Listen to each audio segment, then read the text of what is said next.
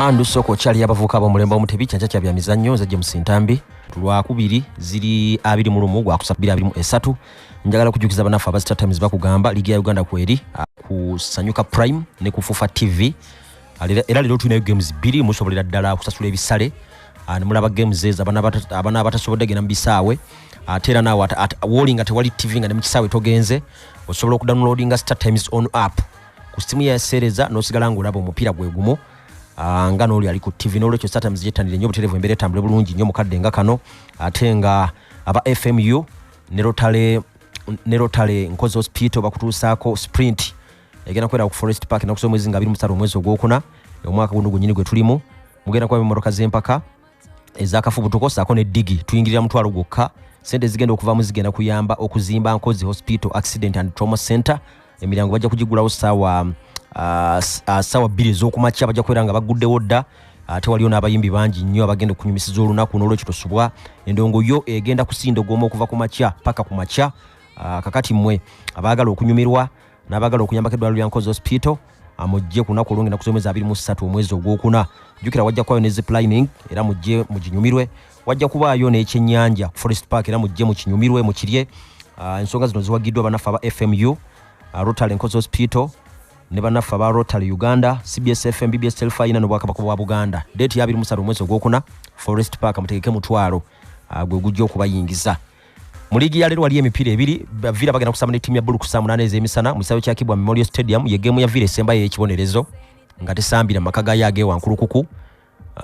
era bwe nebe wedde bajja koma we Kampala then tujja kulaba ne Maroons zinge ekyazalwa Hill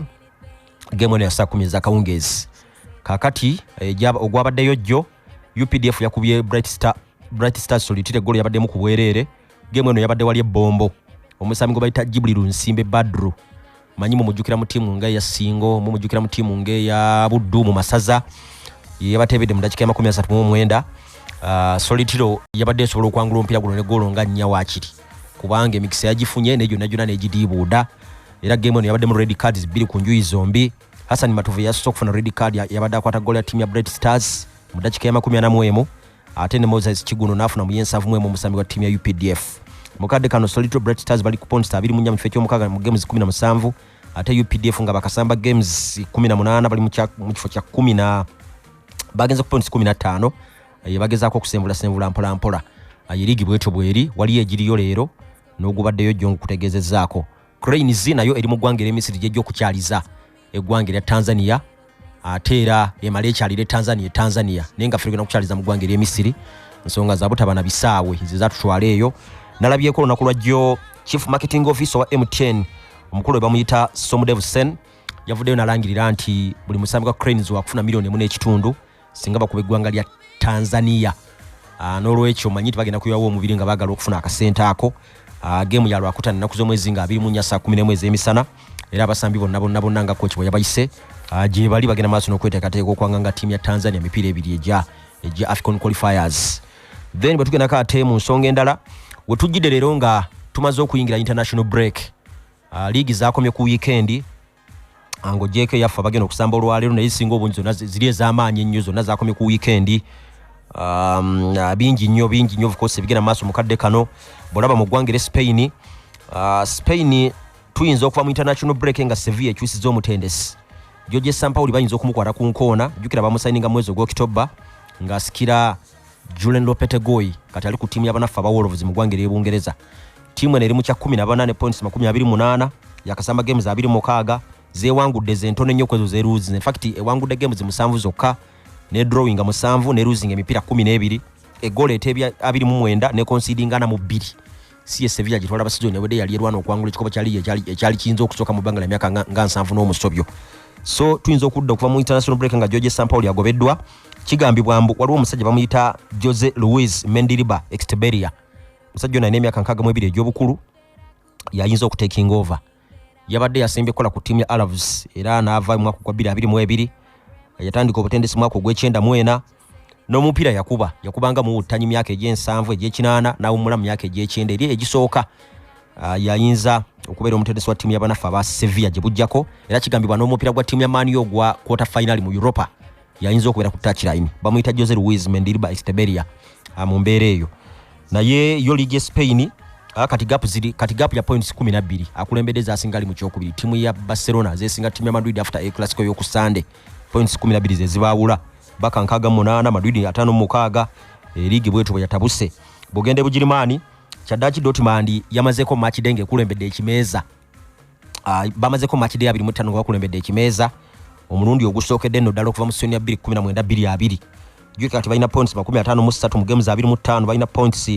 ziri eringemu ebawukanya ne timu y'abanafa Bayern ko Bayern baluzinze ku timu y'abanafa ba Bayer Leverkusen ya Alonso ku golo 2 kwemu Bayern ne bangiri ku points 5-2 basigaza y'emipiira muwendo okumalako ligi yabwe Dortmund lwana okulaba ngi wangula ekikopo kya ligi ekisooka okuva mu kweche kya 2012 nga bakyalina Jurgen Klopp in fact okuva ku Klopp nga agenze ba employees abatende singa mukaaga nenga bonna bali mu okuwangula yogera ku basajja nga Thomas Tuchel yogera ku Peter Bosz yogera ku Peter Stoger yogera ku Luciano Favre yogera ku Edin Terzic in fact guno yakomyeona mulundi mulala kuba ate yavaawo ko Marco Rose na taking over ate na akomawo nenga kuluna alabika agala kulaba nga twali kikopo kya timu ya Dortmund ekisooka okuva kweche kya 2012 kyali kya munana nga Klopp akiwangula back to back bibiri bujirimani ewe twagendede mu international break then bogende bu Faransa nawo twagenze ogenda mu international break nga timu ya PSG efunye ekyekango bagisabulidde abako omupira ogwasoose mu banga lya mipira 35 jukira bali basemba kuluzinga omupira wakanga 3 omwezi ogwokuna mu 2021 Rennes yabalumbye ne boche golo 2-0 nga Messi mwali ne Mbappe ne Imaikaye mulwadde atali wanza n'okutaba anza n'okubanga si wakudamu kubasambira mupira sito neno yonna akwaba mulongoosa naye babadde ndrani ya mipira 3-5 wakanga bagenda matsuno kavodinga defeat nga 3 bagiwangudde nge 5 bakoze draw Stade Rennes ne jebyo ne bagamba tebimanyi ne basuuza ne bakuba ompira mulamba ne bakyali ba table leaders points nkaga mu games 28 basi ngali mu kyokubiri timu ya Marseille points 7 jukira Marseille yakubye timu ya Reims golo 2-1 nesuuza Reims unbeaten run ya mipira 19 mu ligi ya Bufaransa ya Ligue 1 ligi ya timu ya Reims baina coach bamuyita Will Steele in fact mtende sasa ngobo tomu ligi isino kubereza amanye 5 mbulaya wa myaka 13 joka yali mu myuka wa Oscar Garcia kati Oscar Garcia bamugobanga 17 Oktoba mu 22 rather mu 22 omulenzo ono na taking over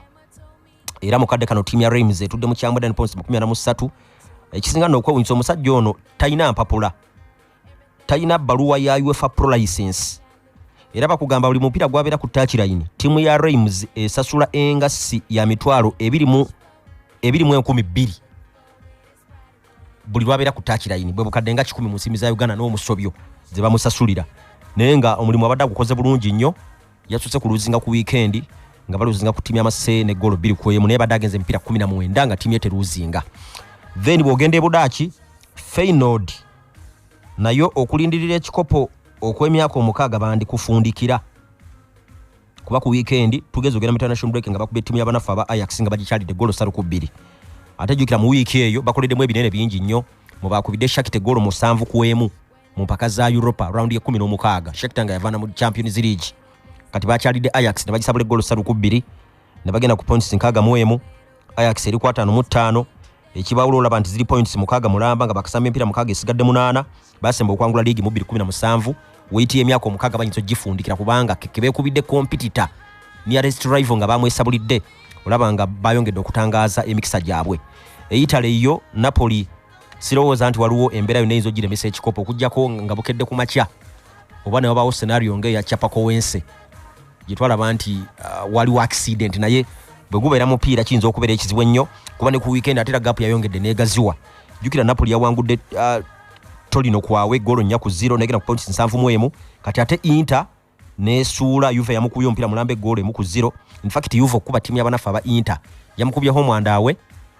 ate season eno yonna mukubye ta concedinze ekyo Juve yasemba kukiraba mu season ya 7 gy'emyaka ngana mu 6 nga okuba timu y'abanafu aba Inter Milan mu league nga tebakonsinize golo yonna naye Inter Milan rather timu ya Napoli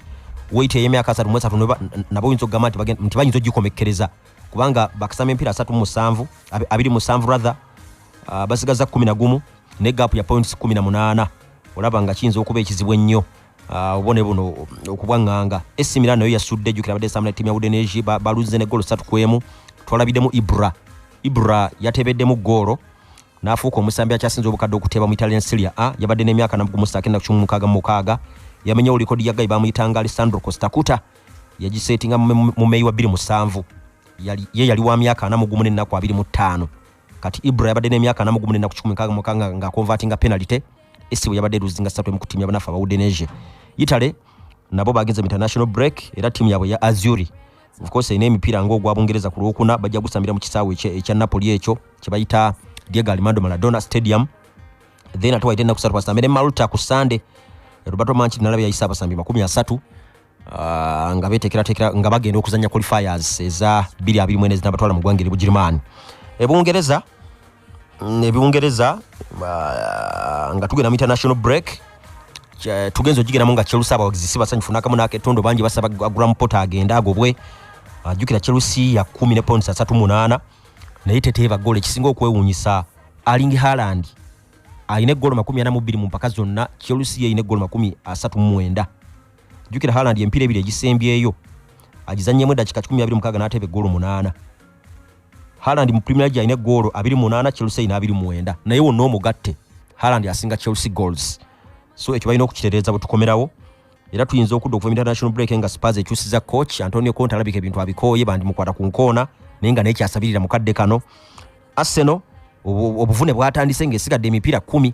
ate ne season yawedde era wali wasigadde emipira 10 obuvune ne butandika okujja abapate baani batiyane na wano obuvune bwatandise Saliba wuyo mulwadde omugongo Tomiyasu bagamba season yinza okwa yaweddeko Nketi yatanadda kye kimu ne Elneny Jesus wuyo yakadda era newunya Ten Hag juzi yagamba mbwase ne baddera Kenyo kubanga abasambi baye badenge beera nabo naye ase ne badderwaza abasambi lwakwanti timbo be wangula emipira ebyo tebirabika abasambi nga Zinchenko yakamisinga empira 7 kweja 28 gye bakasamba rather empira 20 gye bakasamba amisinzeko 7 Pata amisinze 5 Smith Rowe amisinze 17 Vieira amisinze 2 Nelson amisinze 15 yabatebere goal ya Kalango nga bakuba Brentford goal 3-2 Jesus amisinze 15 Odegaard amisinze yogumu. So abasambi bokaboka batanda misinga Yesaka Martinelli ne Granit Xhaka bibatanda bakumisinga mipira gya timu y'abanafa ba Arsenal naye Arsenal ngesigaze emipira 10 of course balina timu zinga Leeds, Liverpool, West Ham, Southampton yakuba ku Man City season eno nesuuza Man U draw ya 0-0 ku Old Trafford nesuuza nekuba Chelsea ku Stamford Bridge kati yasudde Spurs amalira ge 3 ati yasuuza na Arsenal goal emukwemu si timu nyangu nadalangirwa n'obutasalwako. Then baina Man City baina Chelsea baina Newcastle baina Brighton Nottingham ne timu ya Wolves ne basingali mu kyokubiri points 8 nga ataba banjayo mupira ya Man City achali mu FA achali mu Champions League ne mu Premier China games 10 okuli ogwa Liverpool, Southampton, Brighton, Arsenal, Fulham, Leeds, Everton, Chelsea, Brentford, West Ham ne timu y'abanafa ba Leicester. Man U yo table leader musinga points 19 ne Man U abanjayo emipira ebiri achali mu FA ne mu Europa. Premier League asigaze emipira 12 already yawangudde ekikopo kye kyasose mu banga la myaka 6 kyabadde kya Carabao mu bakubide timu ya Newcastle goal 2-0 Wembley. Then era tunaddira Palace yinza okubanga erangiridde Roy Hodgson nga coach naye ku ndagaane y'ekiseera ekitono kuba mazaako season jukiro no yavaawo Vieira okujja ate Vieira go bagobye ono go bayinzeera okuzza timu ya Palace timu atandaba kuwangula mupira gwa gwa Premier League mwaka gwa 2023 11 jonna ebadde egiru actually drawinzeeko 5 egisigadde egiruzinze n'Adebayo bannange yalangiridde kyaddaaki nti awumudde omupira lwakuba ekigambo kino yakikoze leeti kuba yasemba okusamba omupira oguli competitive mwaka gwa 2020 mu timu ya Semans mu ggwanga Togo naye nga tumujjukira nnyo okuwangula engolo ya BBC mu 2007 tumujjukira okubeera African Player of the Year mu 2008 tumujjukira okubeera mu timu ya PFA ya season ya 2007-2008 ne goal 2 mu nyaza yatebera timu ya Arsenal mu Premier League nga akubye empira 3-6